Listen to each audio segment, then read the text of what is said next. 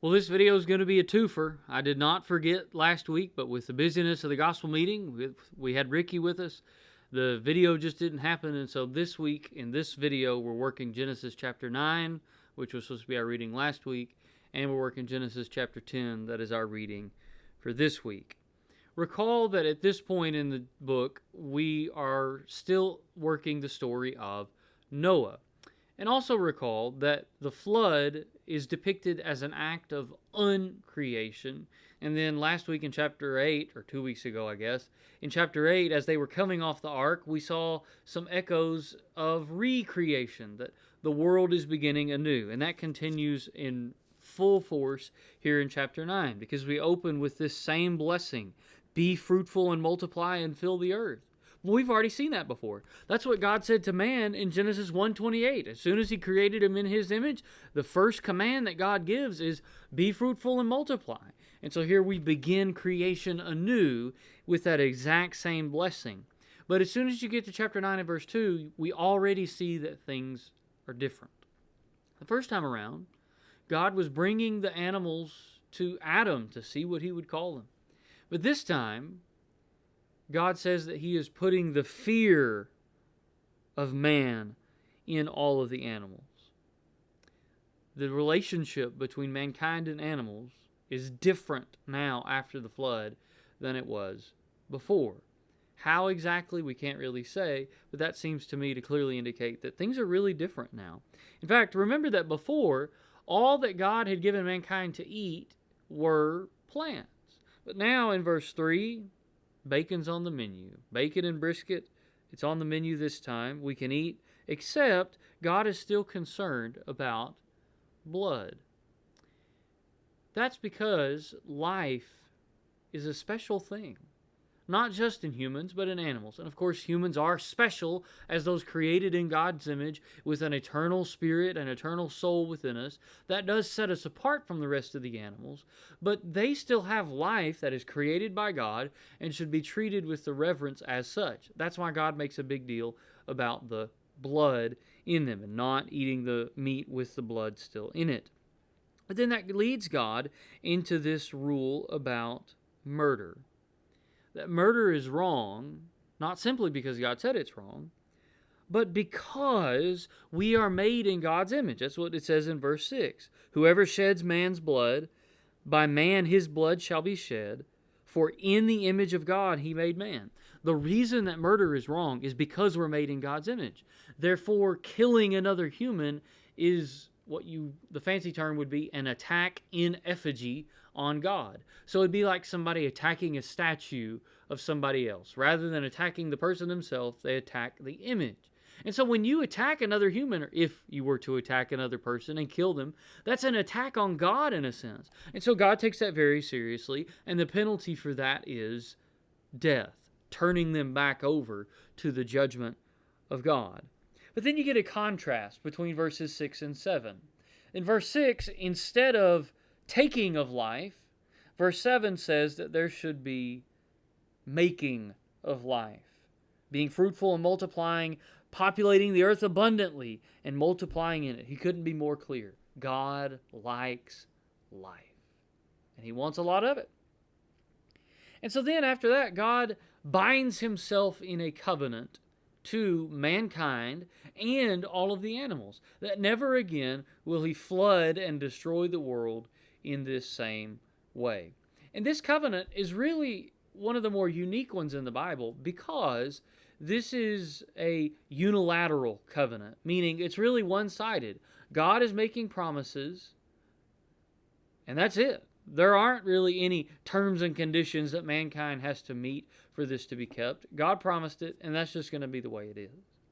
And like with many of the other covenants, this one comes with a sign, the bow in the cloud. What's really interesting here is that the word in Hebrew for bow that God uses is not just a word that means rainbow like in English. It does mean that, but that same exact word also means bow, as in the weapon that fires arrows. And so some people have seen a really interesting thought in that. That not only is it this beautiful thing in the cloud that God will see and remember, not that he forgot, but he act in keeping his covenant, but also that by setting a bow in the cloud pointed upward, it's as if God is saying, I'm going to keep this promise on my life. And since God cannot die, what does that mean? He is going to keep the promise. Following this, we're reminded in verse 18 of Noah's sons, and we're told in 19 that everybody comes from these people. So Noah is the second Adam, and he has these sons, and so the world has begun anew. But the pattern repeats itself in the negative ways too. Because just like in the beginning, mankind was in a garden, and there was fruit there. Noah plants a vineyard, which is something like a garden, and it produces fruit. And Noah sins by use of that fruit. Noah's sin immediately is drunkenness, but then that leads him to expose himself in his own tent, but still expose himself, which is also really interesting because back in Genesis 3, Adam and Eve ate of the fruit and then knew that they were naked and were ashamed and sewed the fig leaves together to cover themselves. And so because mankind now has this knowledge of good and evil from eating the fruit, we ought to be covered. That's the sense you get back in Genesis 3. And so here Noah, by partaking of this fruit that he has produced, uncovers himself and doesn't seem to know it. So it's a mirror image of what goes on back in Genesis 3, but it's still just as wrong. Then to top things off, his son Ham sees it and tells his brothers. Now initially that doesn't seem like a very big deal, but apparently, from people who know more than I do about it, there are some nuances in the language here that we miss in English. That the looking is more than a glance and, oh my, I didn't mean to see that, but it's some sort of a wicked delight in what his father is doing, that he loves to see his dad messing up or something like that. And the same is true of that word when it says that he went and told his two brothers outside, that he told them with delight, like, oh, look at how bad dad is being, we got him now, or some sort of perverse delight in what was going on with his father. And so the other two brothers help Noah out and cover him up and put an end to this without disgracing themselves. But Noah awakes and understands what has happened and then pronounces this curse. But he pronounces it not upon Ham, his own son, but upon Ham's son, Canaan. And there are lots of speculation about why that is. Perhaps the reason is that God had blessed Noah and his three sons, and as Balaam found out in Numbers, those that God has blessed, you can't curse. Maybe there's something to that, or maybe there's more that we're just not told. Either way, that's what Noah said, that he curses his son's son. And this moment right here really sets up a lot of the conflict that will carry throughout the rest of the Bible. Canaanites versus Israelites. That antithesis begins all the way back here. That Canaan would be a servant of servants to his brothers.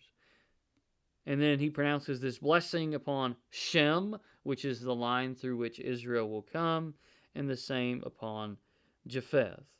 And then we end Noah's life here at the end of chapter 9. He lived 350 years after the flood, 950 total, and he died, the end. Then we get to chapter 10. Chapter 10 is probably one of those flyover chapters again, just because it's a big old list of names. But this chapter is more than a genealogy. Sometimes it's called the Table of Nations, and for good reason. Because the names here are not just, about an individual that had that name, but in many of these cases, these individuals then became the father of nations, just like Israel was a man named Jacob, then changed to Israel, but then became a nation from his descendants. And so you might see some familiar names in here, Like in verse 6, depending on your translation, my New American Standard has Mizraim, but if you hold an ESV, it'll say Egypt. Oh, we know that name. Or further up, like in verse 2, the sons of Japheth. You might remember Gomer and Magog from other places in the Bible. But you also see Madai, which is where the Medes come from, like the Medes and Persians that come up later. And Javan or Javan, that ends up becoming the Greeks. And so there's all of these familiar people going on here. Tarshish, it's a place where Jonah flees to. You see that name in verse 4. And then you get the sons of Ham beginning in verse 6. And this really does read like a roll call of enemies of the people of God in the Old Testament. You have Egypt there, you have Canaan in there. Then we're told about Nimrod and all these places that Nimrod founded, including Babel, which is the exact same name as Babylon, remember? So that great enemy of the people of God. You also see that he went forth into Assyria and built Nineveh, another big enemy city of God. And then as it comes down in verse 15, we get Canaan, and then all those ites, like we've been reading about through Exodus and Joshua: Jebusite, Amorite, Girgashite, Hivite, Arkite, Sinite, Arvadite, Zimmerite, Hamathite, and all on and on and on you go through the family of the Canaanites. And so that whole family tree ends up becoming all the big enemies of the people of God throughout nearly the whole Bible. And then in verse 21, we get the descendants of Shem. I learned something really interesting about that today.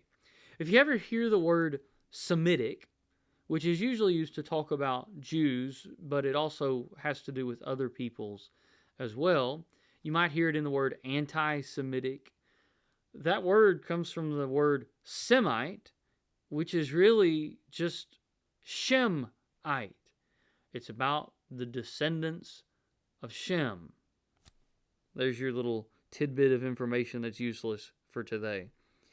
And then we go on listing through all those people, and it is through that line that the seed that will crush the serpent continues on through Genesis. So look for all those nations and the connections and antitheses that you see throughout the Bible and how they're rooted all the way back here in Genesis 9 and 10. Hope this helps you with your reading this week.